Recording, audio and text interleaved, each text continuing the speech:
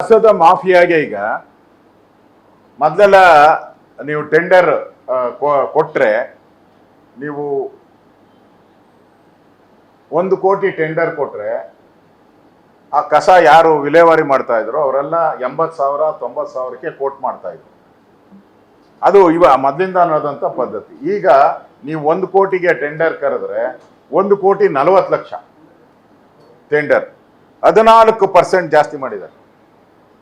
Corporation ಮೇಲೆ ಈ ಸರಿ ಇವ್ರು ಮಾಡಿರೋ ಟೆಂಡರ್ ಅಲ್ಲಿ ಈ ಕರೆದಿರೋ ಟೆಂಡರ್ 14% CM ಚೇಂಬರ್ ಅಲ್ಲಿ ಬಂದು ಕೂತಿದೆ. ಈಗ ಅದು CM ಸಹಿ ಹಾಕಿದ್ರೆ 14% ಆಗೋತತೆ.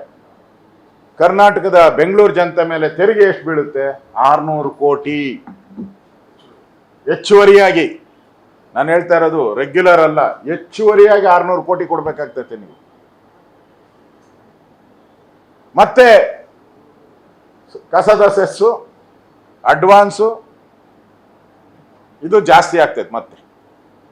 ಅದಕ್ಕೆ ನಾನು ರಾಜ್ಯ ಸರ್ಕಾರ ಕೇಳ್ತೀನಿ, ಮಾಫಿಯಾ ಇದೆ ತಾನೆ, ಅದನ್ನ ತೆಗೆದಾಕಿ. ನೀವೇನು ಭಾಳ ಧೈರ್ಯರು ಶೂರರು ಅಂತ ಹೇಳ್ತಿರಲ್ಲ.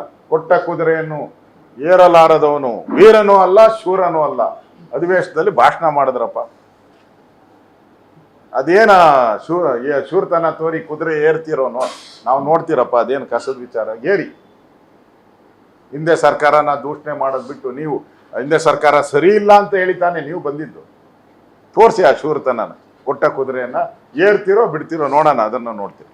ಮಾಫಿಯಾ ಅಂತ ಹೇಳಿದ್ರೆ ಅದನ್ನ ಶಕ್ತಿ ಇದೆಯಲ್ಲ ನಿಮ್ಗೆ, ಮಾಡಿ ನೋಡೋಣ.